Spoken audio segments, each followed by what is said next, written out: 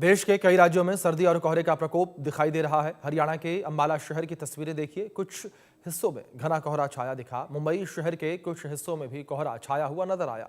घने कोहरे के कारण विजिबिलिटी जो है वो बेहद कम रही और घने कोहरे के कारण पश्चिम मोदिनीपुर में विजिबिलिटी कम रही। हरियाणा के करनाल शहर में कड़ाके की ठंड के साथ लगातार कई दिनों से घना कोहरा छाया हुआ रहा। यही हाल असम के गुवाहाटी में देखने को मिला और इन तस्वीरों में आप देखिए किस तरीके से इसके अलावा उत्तराखंड, मध्य प्रदेश, बिहार सहित राज्यों में कोहरे का प्रकोप देखने को मिला।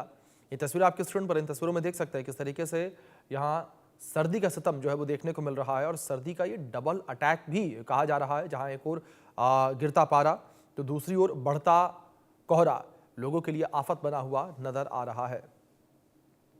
तो तस्वीरें स्क्रीन पर आपके इन तस्वीरों में देख सकते हैं किस तरीके से विजिबिलिटी जो है वो ठंड की वजह से कम नजर आई।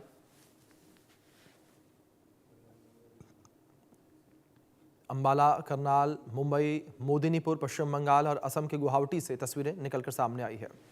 यूपी में ठंड और कोहरे की बात करें तो हम आपको 6 जगहों की तस्वीरें दिखाते हैं जिसमें प्रयागराज शहर के कुछ हिस्सों में घना कोहरा छाया हुआ नजर आया।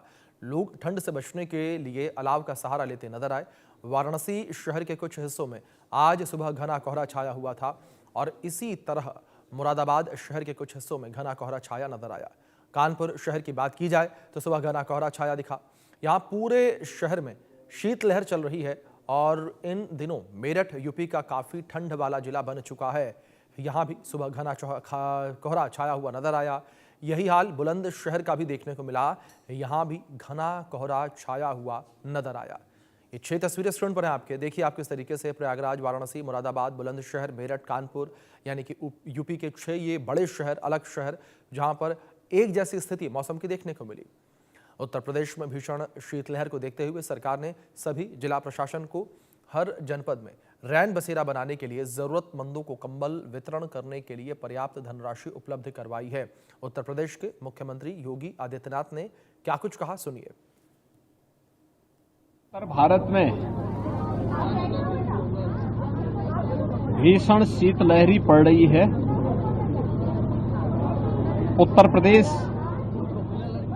में भी पश्चिमी उत्तर प्रदेश, मध्य उत्तर प्रदेश, पूर्वी उत्तर प्रदेश, बुंदेलखंड सभी क्षेत्रों में भीषण शीतलहरी को देखते हुए सरकार ने सभी जिला प्रशासन को हर जनपद में रेन बसेरा बनाने के लिए, जरूरतमंदों के लिए कंबल आदि वितरण करने के लिए पर्याप्त धनराशि उपलब्ध करवाई है। आज मुझे गोरखपुर महानगर के ट्रांसपोर्ट नगर में और धर्मशाला बाजार क्षेत्र में रेन बसेरों का निरीक्षण करने और जरूरतमंदों को कंबल वितरण करने का अवसर भी प्राप्त हुआ है। कश्मीर में मौसम को लेकर नेशनल कॉन्फ्रेंस प्रमुख फारूक अब्दुल्ला ने कहा कि उन्हें उम्मीद है कि जैसे जैसे हालात और अच्छे होंगे तो ज़्यादा लोग आएंगे और ज़्यादा बर्फ पड़नी चाहिए कि और लोग आएं और इन वादियों का लुत्फ उठाएं। कि इंशाअल्लाह जैसे जैसे हालात अच्छे होंगे और भी लोग आएंगे और बर्फ़ पड़नी चाहिए। अल्लाह करे कि बहुत ज़्यादा बर्फ़ पड़े कि लोग आएं और इस वादी का लुत्फ। आज भी दिल्ली की हवा बहुत खराब रही।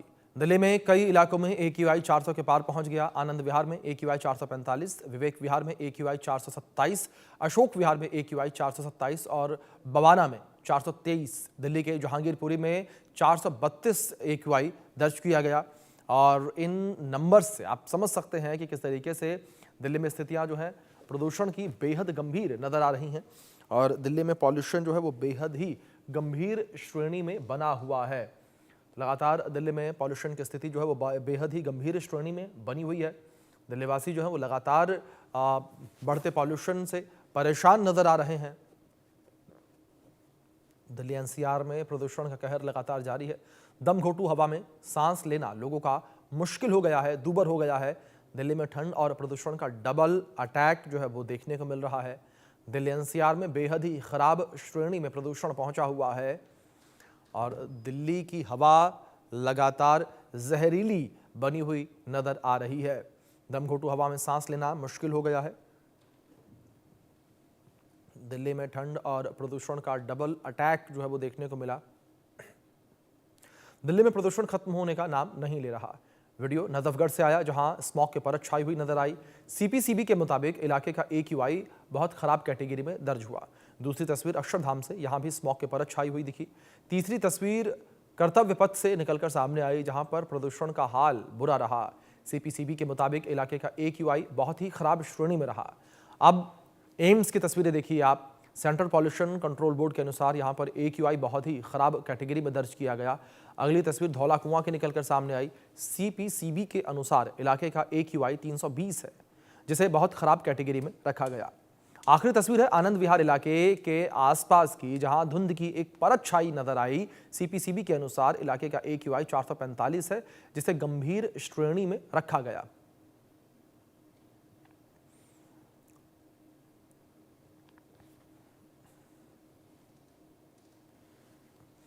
ये तस्वीरें स्क्रीन पर हैं आपके। इन तस्वीरों में देख सकते हैं किस तरीके से यहाँ पर स्थितियाँ जो हैं वो बनी हुई नज़र आई हैं पॉल्यूशन की। दिल्ली को लेकर बात करें तो दिल्ली में जो प्रदूषण है, प्रदूषण का स्तर बेहद ही ख़राब बना हुआ है।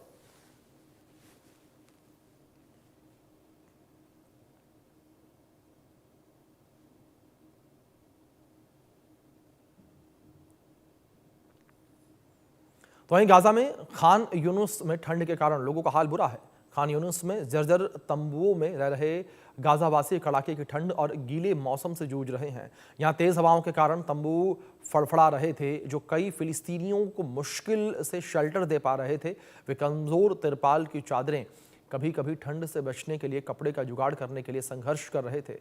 युद्ध के बाद खराब और गीले मौसम से क्षेत्र पर गंभीर प्रभाव पड़ा, जिससे कई लोग अपने तंबुओं में पानी भरने की समस्या से जूझ रहे हैं। गाजा के अधिकारियों ने इस महीने की शुरुआत में चेतावनी दी थी कि तबाह फिलिस्तीनी क्षेत्र में भारी बारिश के कारण युद्ध से क्षतिग्रस्त और भी इमारतें ढह सकती हैं। ये तस्वीरें भी खान यूनुस से निकलकर सामने आईं। तो तस्वीरें स्क्रीन पर आपके इन तस्वीरों में देख सकते हैं किस तरीके से स्थितियां जो है वो बेहद ही गंभीर देखने को मिली। जर्जर तंबुओं में गाजावासी रहने को मजबूर, और उसके बावजूद जिस तरीके से बारिश हो रही है तो उनके तंबुओं में, टेंट में पानी भरा हुआ है, जिससे लोगों को तमाम समस्याओं का सामना करना पड़ रहा है।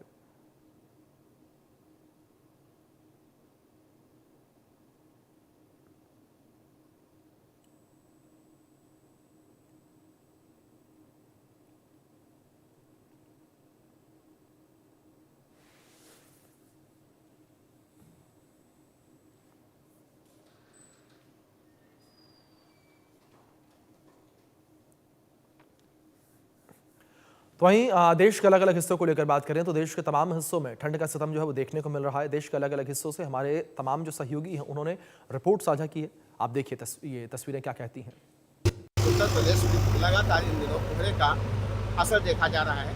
सड़कों पर जो वाहन हैं वो रेंगते हुए नजर आ रहे हैं। 730 की अगर बात करें तो ये नेशनल हाईवे 730 की तस्वीर है, जहाँ पर धुंध की चादर पसरी हुई है और लगातार जो वाहनों की रफ्तार है वो काफ़ी सुस्त हो गई है। इन दिनों सबसे ज़्यादा दिक्कत स्कूली बच्चों को हो रही है। हालांकि प्रशासन की तरफ से लगातार पिछले 3 दिनों से बच्चों को छुट्टी दी जा रही है और अध्यापकों को विद्यालय बुलाया जा रहा है। कक्षा 8 तक के समस्त परिषदीय व सरकारी विद्यालय तथा जो निजी विद्यालय हैं उन्हें बंद करने का बेसिक शिक्षा अधिकारी ने आदेश दिया है। वहाँ पर केवल शिक्षक पहुँचेंगे और शिक्षण कार्य करेंगे, मतलब अन्य कार्य करेंगे, लेकिन बच्चों के लिए छुट्टी दे दी गई है, जिससे बच्चों को एक राहत मिलती हुई नजर आ रही है। लेकिन कहीं ना कहीं ये जो ठंड का दस्तक है, तस्वीरों में आप देख सकते हैं कि ये जो नेशनल हाईवे 730 है, बहराइच से बलरामपुर को ये मार्ग जोड़ता है, ये काफ़ी सुनसान दिख रहा है। बहुत ज़रूरी होने पर ही इस पर वाहन निकलते हैं और उनकी वाहन की जो रफ्तार होती है वो काफ़ी कम होती है। लोगों को दिन में भी लाइट जलाकर यात्रा करनी पड़ रही है। साथ ही जो छोटे छोटे बच्चे हैं या बुजुर्ग हैं वो बीमारी के चलते परेशान हो रहे हैं और लगातार अस्पतालों में जहाँ पर उनका उचित उपचार किया जा रहा है। इसके साथ साथ जगह जगह अलाव की व्यवस्था की गई है, जहाँ पर लोग आग से ठंड को भगाने का लगातार प्रयास कर रहे हैं। साथ ही रैन बसेरे की स्थिति अगर देखी जाए तो श्रावस्ती में 2 रैन बसेरे बना दिए गए हैं, जहाँ पर लोग ठहर सकते हैं और रात निवास कर सकते हैं। जिला अधिकारी अश्विनी कुमार के द्वारा लगातार दिन बसरे का निरीक्षण किया जा गया है और साफ शब्दों में निर्देश दिए गए हैं कि किसी को भी समस्या का सामना न करना पड़े। ठंड की जो दस्तक है वो तराई के जिले श्रावस्ती में ज़्यादा देखने को मिल रही है। पिछले कई दिनों से यहाँ पर भगवान सूर्य के दर्शन नहीं हुए हैं, जिसके चलते लोग अपने घरों में ठिठुर कर रह गए हैं। लोग अपने घरों में कैद हैं और लगातार ये इंतजार कर रहे हैं कब मौसम साफ हो और एक बार फिर लोगों को राहत मिल सके। लोगों की दिनचर्या काफ़ी प्रभावित हुई है, वो चाहे गृहिणी हो या कोई युवा हो जो अपना कामकाज करता है, कहीं न कहीं उसके कामकाज पर भी इस ठंड का असर पड़ा है। मिथिलेश पाठक, इंडिया न्यूज़, शाहपुर। यमुनानगर में भी धुंध और कोहरे ने दस्तक दे दी है। धुंध की बात करें तो और कोहरा इतना ज्यादा है कि विजिबिलिटी बिल्कुल जीरो है। सुबह और शाम को तो बिल्कुल दिखता ही नहीं है और यदि वाहन पे जाना है तो उसमें लाइट और डिब्बर जलाने की सख्त जरूरत पड़ती है। ठंड की वजह से बात करें तो बाजार भी काफ़ी जो है सुने सुने नजर आए। आम आदमी बाजार में खरीदारी करने के लिए भी नहीं निकल रहा है। वहीं जिला प्रशासन की बात करें तो उनका भी यही कहना है कि घर से बाहर तभी निकले यदि आपको बड़ा जरूरी काम हो, क्योंकि विजिबिलिटी बिल्कुल जीरो है। इसके अलावा मौसम विभाग का भी कहना है तो उत्तर भारत इस समय शीत लहर के प्रभाव में और आने वाले समय में तापमान और गिरने वाला है। आज भी तापमान 8 डिग्री सेंटीग्रेड है। यमुनानगर से दिव्या शारदा, इंडियन हरियाणा। सर आज तो ये ठंड का प्रकोप है ना जो बहुत ज़्यादा बढ़ता जा रहा है। इन दिनों ऐसे टाइम पे हम बाइक वगैरह भी नहीं चला सकते। रोड पे बहुत ज़्यादा देखो क्या माहौल बना हुआ है रोड का। रोड बहुत ज़्यादा धुंध से डला हुआ है। ऐसे माहौल में बताओ आप, अभी हम बाइक चलाने का भी टाइम नहीं है। दिसंबर माह के आखिरी 4 दिन या यूं कहिएगा कि इस वर्ष के आखिरी 4 दिन ठंड का डबल अटैक देखने को मिलेगा और ऐसा हो भी रहा है। जी हाँ, अगर मौसम पर नजर दौड़ाई जाए तो प्रदेश के 12 जिलों में ठंड व कोहरे का येलो अलर्ट तो 10 जिलों में ठंड व घने कोहरे का ऑरेंज अलर्ट जारी किया गया है। अगर इन जिलों की बात करें जहां पर कोहरे का ऑरेंज अलर्ट जारी किया गया है उनमें जीटी बेल्ट और उत्तरी जिले शामिल हैं। बात की जाए कैथल, कुरुक्षेत्र, पानीपत, सोनीपत, रोहतक और इसके अलावा अंबाला, यमुनानगर, ये ऐसे जिले हैं जहां पर ठंड का डबल अटैक देखने को मिल रहा है। वहीं गुरुग्राम सबसे ठंडा दर्ज किया गया 4.3 डिग्री टेम्परेचर के साथ, जबकि पलवल सबसे गर्म जिलों में दर्ज किया गया।